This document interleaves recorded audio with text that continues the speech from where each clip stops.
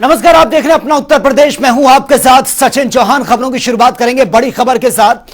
लखनऊ में आज मुख्यमंत्री योगी आदित्यनाथ ने 112 यूपी के दूसरे चरण का शुभारंभ किया है और साथ ही मुख्यमंत्री ने ट्रैफिक पुलिस कर्मियों को एसी वाला हेलमेट भी वितरित किया है और एडवांस पीआरवी वाहन का फ्लैग ऑफ किया गया। और इस मौके पर वित्त मंत्री सुरेश खन्ना और डीजीपी प्रशांत कुमार समेत तमाम लोग भी कार्यक्रम में मौजूद रहे हैं। तो फिलहाल ये बड़ी खबर से आपको अपडेट करा रहे हैं। यूपी में 112 के द्वितीय चरण का कार्यक्रम ये था और मुख्यमंत्री योगी आदित्यनाथ इस कार्यक्रम में शामिल हुए। कार्यक्रम की तस्वीरें हम आपको दिखा रहे हैं और ट्रैफिक पुलिस को एसी वाले हेलमेट बांटे गए हैं ताकि गर्मी से उनको निजात मिल सके और पीआरवी वाहनों का ये फ्लैग ऑफ किया गया है। यूपी 112 का ये द्वितीय चरण का कार्यक्रम मुख्यमंत्री योगी आदित्यनाथ और तमाम गणमान्य लोग आपको नजर आ रहे हैं। और आपको बता दें कि ट्रैफिक पुलिसकर्मी जो इस चिलचिलाती गर्मी में अपनी सेवाएं दे रहे हैं उनके लिए एसी वाले हेलमेट जो हैं वो भी वितरित किए गए हैं ताकि इस गर्मी में उनको राहत मिल सके।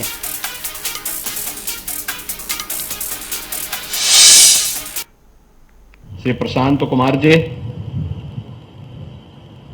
अपर पुलिस महानिदेशक यूपी 112 श्रीमती नीरा रावत जी, आज के समारोह में उपस्थित प्रशासन और पुलिस के सभी हमारे वरिष्ठ अधिकारीगण, उपस्थित सभी बंधुओं,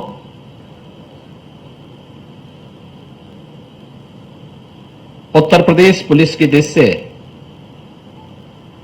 आज का एक कार्यक्रम स्मार्ट पुलिसिंग की अपने 7 वर्ष की चल रही प्रक्रिया को एक नई ऊंचाई की ओर पहुंचाने का एक अभियान है। इस अवसर पर पीआरवी 112 के आधुनिकीकरण की दिशा में किए जा रहे प्रयास के क्रम में आज के इस कार्यक्रम के लिए उत्तर प्रदेश पुलिस को मैं हृदय से बधाई देता हूं। हम सब जानते हैं कि सुशासन की पहली शर्त है कानून का राज और कानून की राज की सबसे पहली शर्त है सुरक्षा और संरक्षा का एक बेहतर वातावरण।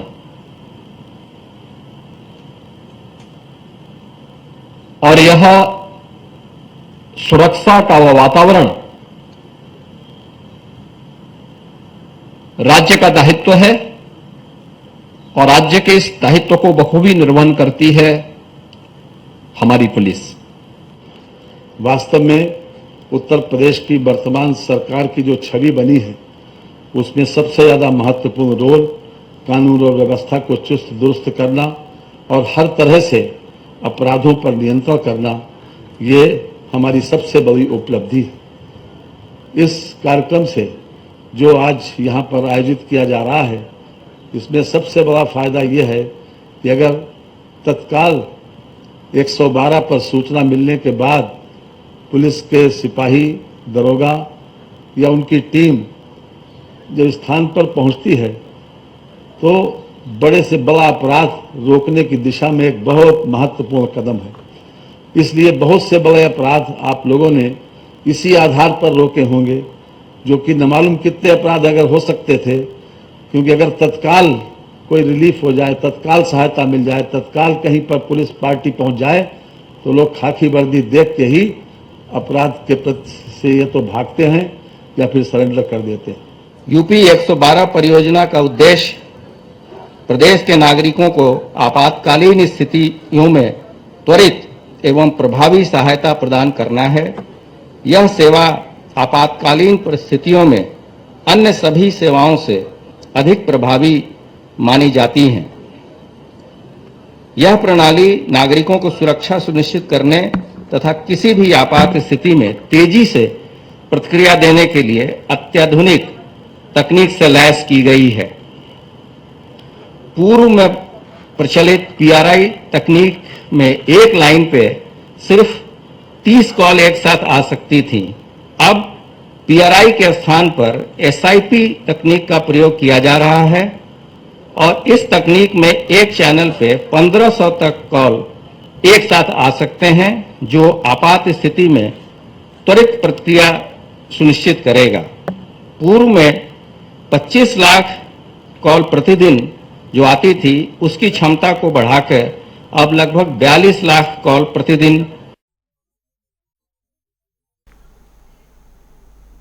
और में देश की तरक्की के लिए छोटे और लघु उद्योगों की बड़ी भूमिका रहती है। एमएसएमई डे पर डिप्टी सीएम ब्रजेश पाठक ने कहा कि कृषि के क्षेत्र में सरकार ने बड़ी भूमिका निभाई है। सूक्ष्म और लघु उद्योगों से जुड़े कारोबारियों को अगर किसी तरह की परेशानी हो तो सरकार हर संभव मदद करने के लिए तैयार है। और इन्हीं सभी मुद्दों को लेकर हमारे संवाददाता तौकीर किदवई ने डिप्टी सीएम ब्रजेश पाठक से खास बातचीत भी की है, वो देख लेते हैं। डिप्टी सीएम ब्रजेश पाठक हमारे साथ हैं। सर, एमएसएमई डे है, देश के विकास के लिए छोटे और लघु उद्योगों को कितना जरूरी मानते हैं? बहुत आवश्यक है और वन डिस्ट्रिक्ट वन प्रोडक्ट पूरे दुनिया में छाए हुए हैं। उत्तर प्रदेश सरकार प्रतिबद्धता के साथ लघु उद्योगपतियों के साथ खड़ी है। सर, ओम बिरला दोबारा लोकसभा के अध्यक्ष बन गए हैं। बहुत बहुत बधाइयाँ, शुभकामनाएं। देखिए, डिप्टी सीएम ब्रजेश पाठक हैं, एमएसएमई डे पर आज एक प्रोग्राम में शामिल होने आए थे। उनका कहना है कि जो लघु उद्योग हैं उनको बढ़ावा देना बहुत जरूरी है, क्योंकि देश की तरक्की के लिए लघु और सूक्ष्म जो उद्योग हैं उनसे ही देश का विकास निश्चित हो पाता है। कैमरा पर्सन रियाज के साथ तौकीर किदवई, जनता टीवी, लखनऊ। चलिए खबरों में आगे बढ़ते हैं बड़ी खबर के साथ। और लखनऊ से यह बड़ी खबर है, महालक्ष्मी योजना फॉर्म ने अब बीजेपी की बेचैनी को बढ़ा दिया है। कांग्रेस ने बड़े पैमाने पर यह फॉर्म भरवाए थे और चुनाव के दौरान लोगों से संपर्क भी साधा था, वोटर्स को साधने का प्रयास ये किया गया था। और अब बीजेपी कार्यकर्ताओं की तैयारी ये देखने को मिल रही है। आपस से बीजेपी वोटर्स को जोड़ने का अब यह प्रयास होगा और जमीनी स्तर पर अब बीजेपी के पदाधिकारी ये उतरेंगे। तो देखिए, कांग्रेस की तरफ से जो तैयारियां की गई थी, जमीनी स्तर पर लोगों से सीधा संवाद किया गया था, अब उसी राह पर बीजेपी भी चलती भी ये नजर आ रही है। और बीजेपी वोटरों को जोड़ने का प्रयास करेगी, जमीनी स्तर पर उतरेंगे बीजेपी के ये पदाधिकारी। तो महालक्ष्मी योजना के जो फॉर्म भरवाए गए थे कांग्रेस की तरफ से, अब वो बीजेपी के लिए मुश्किलें खड़ी कर सकते हैं, क्योंकि कांग्रेस ने बड़े पैमाने पर इन फॉर्म को भरवाया था। चुनाव के दौरान लोगों से सीधा संपर्क भी किया था, उनकी परेशानियों को जाना, और अब इसी राह पर बीजेपी भी चलती भी नजर आ रही है। हालांकि अब जो खबर सामने आ रही है, जमीनी स्तर पर बीजेपी के तमाम कार्यकर्ता वो उतरेंगे, लोगों से संपर्क साधने की कोशिश करेंगे। हालांकि इसकी शुरुआत कांग्रेस ने की थी और अब बीजेपी भी उसी राह पर चलती भी नजर आ रही है। और ज्यादा जानकारी के साथ संवाददाता टीएन मिश्रा इस वक्त हमारे साथ फोन लाइन पर बने हैं। टीएन मिश्रा, जो महालक्ष्मी ये फॉर्म भरवाए गए थे जिस योजना के कांग्रेस द्वारा, अब बीजेपी के लिए ये मुश्किलें खड़ी होती नजर आ रही हैं, उसी राह पर बीजेपी भी चल रही है। फिलहाल किस तरह की जानकारी आपके पास? लगातार जो है बीजेपी और कांग्रेस में संघर्ष चल रही है। जो योजनाएं हैं, जो महालक्ष्मी योजना, इसको लेकर के कांग्रेस में कई बार जो है हंगामा भी हो चुका है। कई बार महिलाएं वहां फार्म लेके पहुंची कि आप हमको कैसे पैसा देंगे, जब आपने हमसे फॉर्म भराया था। लेकिन कांग्रेस ने कहा जब मेरी सरकार नहीं बनी, लखनऊ में कई बार हो चुका है, तो उसने मना किया भाई हमारी सरकार नहीं बनी तो मैं क्या करूँ, लेकिन अगर सरकार बनती तो मैं करता। लेकिन बीजेपी को लग रहा है कि जो इंडिया गठबंधन को बढ़त मिली है, दूसरी इसको पहचान मिली, सीटें मिली, तो इसके पीछे कहीं महालक्ष्मी योजना का फॉर्म तो नहीं है, जिसको लेकर के जमीनी स्तर पर जो है बात की जा रही है। तो अब भाजपा सोच रही है कि पैटर्न कोई योजना हम लाएं ताकि 2027 के चुनाव में कम से कम यूपी में मुझे जो है लोगों को जो है मतदान बढ़ाने में फायदा मिले। तो कांग्रेसी बिल्कुल टीएन मिश्रा, लेकिन जो स्ट्रैटेजी कांग्रेस की रही है, चुनाव से पहले ये फॉर्म भरवाए गए, ये सेम स्ट्रैटेजी बीजेपी की भी रहती है। कई बार हमने देखा है किसी भी चुनाव से पहले लोगों से सीधा संपर्क, उनकी परेशानियां जानना, उनके बीच में पहुंचना, इसमें माहिर है बीजेपी। ये जानने की कोशिश की हमेशा, लेकिन इस पैटर्न पे जिस तरह कांग्रेस ने काम किया, गुपचुप तरीके से कांग्रेस सबको फॉर्म घर घर में भेज भरवा लिए, ये काम बीजेपी नहीं कर पाई। बीजेपी को उसका अंदाजा उस समय नहीं लगा कि हाँ जो घर घर फॉर्म भराया जा रहा है, अन्यथा बीजेपी कोई न कोई कार्ड तुरंत लाती। तो ये समय था ऐसा कि जिस पर जो बीजेपी उसमें नहीं भाग पाई कि क्या हो रहा है। और इसका मानना है कि अगर कहा कि महालक्ष्मी योजना में 1 लाख सालाना हम देंगे, 8,000 रुपए महीने हर में महिलाओं को, तो इसको लेकर के बीजेपी में जो है अब चर्चा चल रही है और बीजेपी भी लगी कोई न कोई योजना काट हो लाए ताकि विधानसभा चुनाव में उसको दिक्कत न हो और आम जनता में जो है वो भी थोड़ा जो है इस मुद्दे को ले। तो मध्य प्रदेश में देखिए शादी योजना की सफल रही, वहां पर लगातार मध्य प्रदेश इसका फायदा मिला। तो बीजेपी यूपी चुनाव में कुछ न कुछ इसका काट लाने की तैयारी कर रही है और वो लाएगी। ठीक है, चलिए टीएन मिश्रा, बहुत बहुत शुक्रिया फिलहाल आपका तमाम जानकारी के लिए।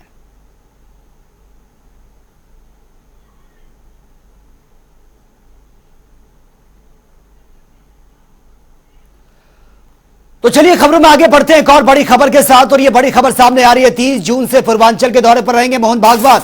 वाराणसी में काशी विश्वनाथ के दर्शन भी करेंगे और गाजीपुर में भी जाएंगे आरएसएस चीफ मोहन भागवत। ये कार्यक्रम उनके रहने वाले हैं।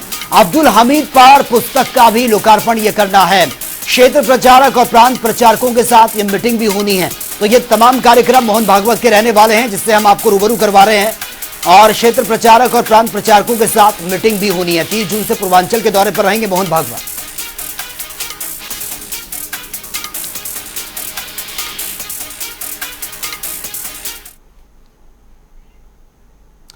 आरके चौधरी के सेंगोल वाले बयान पर पर्यटन मंत्री जयवीर सिंह ने अपना स्टेटमेंट दिया है। उन्होंने कहा है कि जनता बार बार झांसे में अब नहीं आने वाली है। और ये लोगों की सोच हो भी क्या सकती है, ये तो जहाँ करे खुराबाती पैदा करेंगे। मुझे लगता है कि बड़ी सोच रख के लोगों का काम करना चाहिए और ये भी समझना चाहिए अब वो स्टेट के नुमाइंदगी नहीं कर रहे, राष्ट्रीय स्तर पर सांसद के रूप में पार्लियामेंट में सबसे बड़ी सदन के सदस्य हैं। तो आचरण, व्यवहार, मनोदशा और सोच बड़े दायरे में लानी पड़ेगी, राष्ट्रीय हितों के दृष्टि लानी पड़ेगी, ऐसा मेरा मानना है। और वे साल भर सस्पेंड रहने के बाद संजय सिंह राज्यसभा में अब बहाल ये कर दिए गए हैं। उनका निलंबन वापस ले लिया गया है। संजय सिंह अब राज्यसभा की कार्यवाही में शामिल हो सकेंगे। और संजय सिंह ने प्रिविलेज कमेटी और सभापति का आभार भी जताया है। और ये आप देख सकते हैं, आभार जताया है संजय सिंह ने। और उनकी अब दोबारा से ये वापसी हो रही है। उनको निलंबित कर दिया गया था और उसके बाद अब ये लंबे समय बाद उनकी वापसी ये दोबारा से हो रही है।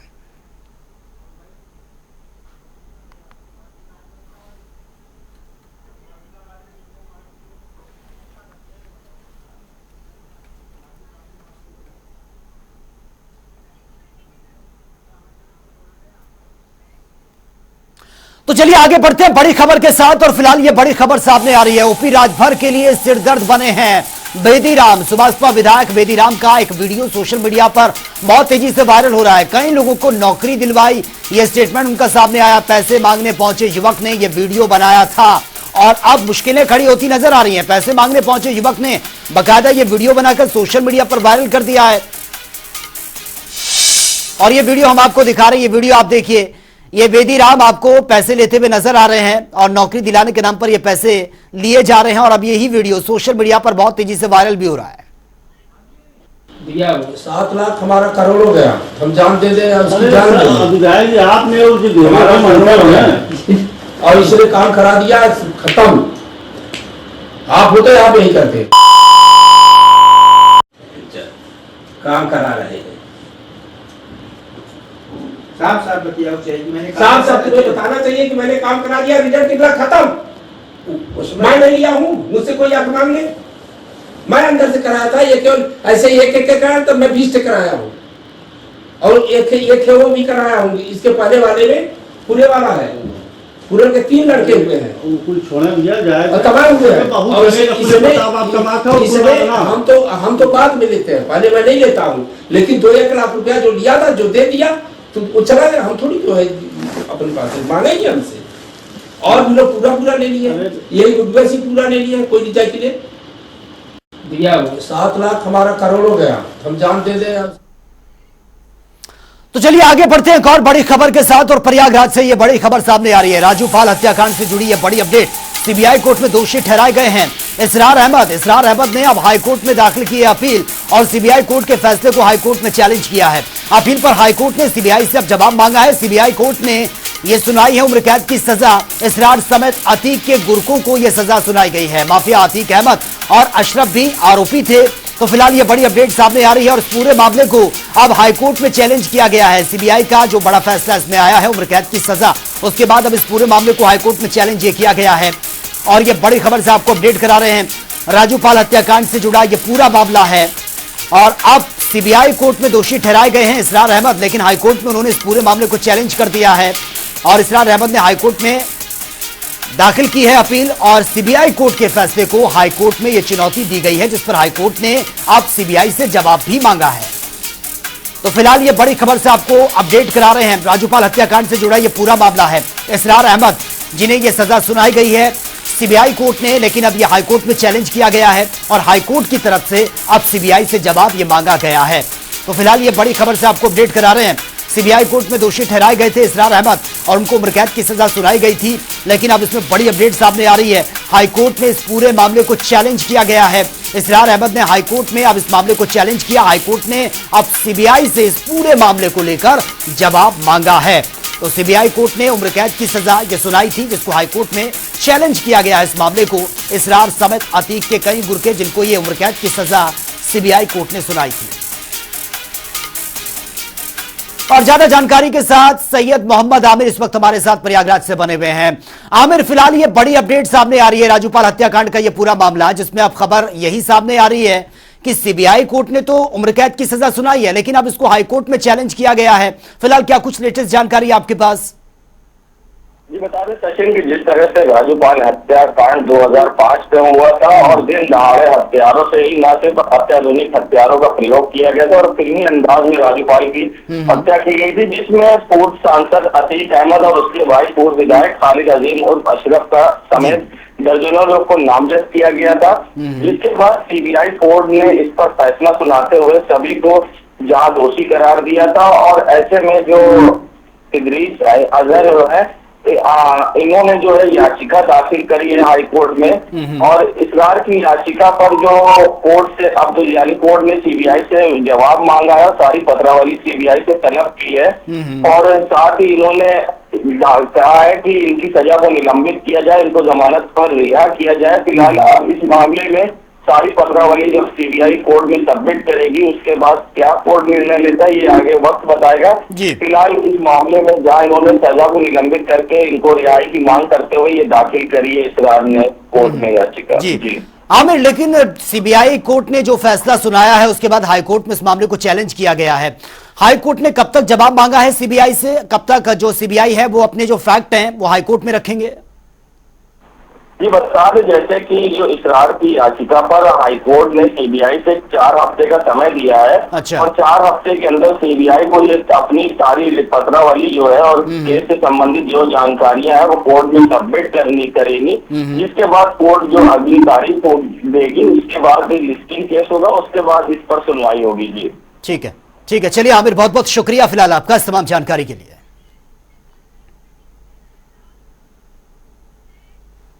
तो चलिए खबरों में आगे बढ़ते हैं एक और बड़ी खबर के साथ, और ये बड़ी खबर सामने आ रही है। यूपी में आधार की तर्ज पर बनेगा अब किसान कार्ड। 1 जुलाई से 31 जुलाई तक का ये शिविर लगाया जाएगा जिसमें ये किसान कार्ड बनना है।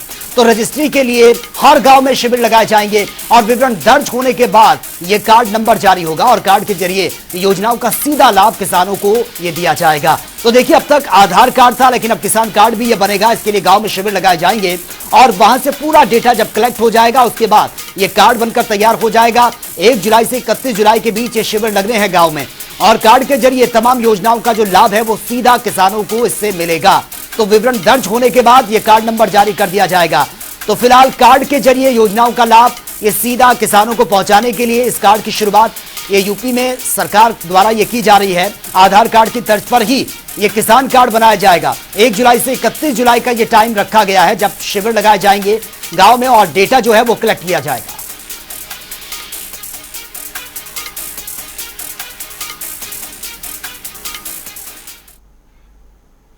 चलिए खबरों में आगे बढ़ते हैं। टेलीकम्युनिकेशंस एक्ट 2023 और 26 जून से देश में यह लागू हो गया है और यह कानून पिछले साल दिसंबर में ही संसद में पास हो गया था और इस कानून के तहत अब भारत का कोई भी नागरिक अपनी जिंदगी में 9 से ज्यादा सिम कार्ड नहीं ले पाएगा और इससे ज्यादा सिम खरीदने पर 50,000 से 2 लाख तक का भी जुर्माने का भी प्रावधान इसमें किया गया है।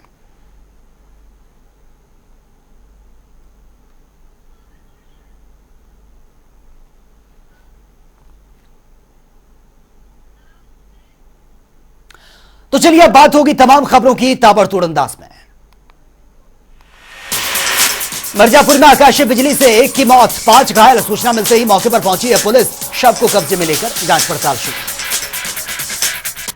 वाराणसी पुलिस का मानवीय चेहरा, कैंसर पीड़ित बच्चे को बनाया एक दिन का एडीजी। 7 साल के बच्चे का सपना पूरा किया। फतेहपुर में धरती की हरियाली को मिटाने में जुटे हैं वन माफिया। काटे जा रहे हैं हरे भरे पेड़। वन विभाग और पुलिस बनी अनजान। अथोसर थाना क्षेत्र के सातो धर्मपुर गांव का यह मामला। नवागत एडीजी जोन एसबी शिरोडकर पहुंचे अयोध्या। पुलिस लाइन में दिया गार्ड ऑफ ऑनर। सुरक्षा और कानून व्यवस्था बनाए रखने को लेकर उच्च अधिकारियों के साथ मीटिंग भी की गई। आगरा में युवती के साथ बर्बरता की सारी हदें पार। युवती के दिन दाड़े सरेआम काटे गए बाल, चेहरे पर भी स्याही पोती गई। आगरा में मामूली विवाद में दुकानदार पर दबंगों ने हमला बोल दिया। वीडियो सोशल मीडिया पर वायरल। पुलिस ने मामला दर्ज कर जांच पड़ताल शुरू की। आगरा में सरकारी तालाब पर हो रहे अवैध कब्जे का यह मामला। दो नाबालिग भाई अवैध कब्जे को रुकवाने के लिए जिलाधिकारी के पास पहुंचे। मिर्जापुर में शराब के नशे में धुत सभासद मोहल्ले वालों में जमकर विवाद। साफ सफाई के काम को लेकर हुआ था विवाद। काम के लिए कहने पर मोहल्ले के लोगों पर रौब झाड़ता था यह नशेड़ी सभासद। बुलंदशहर में श्रद्धालुओं में यह मारपीट का मामला सामने आया। बस में ही जमकर तोड़फोड़ हुई है। पुलिस ने मामला दर्ज किया, जांच शुरू। बिजनौर में mid day meal DC Rashu Kumar को रिश्वत लेते हुए गिरफ्तार किया गया। शिक्षा विभाग में मिड डे मील की आपूर्ति करने वाली संस्था से एनओसी देने की एवज में मांगी गई थी रिश्वत।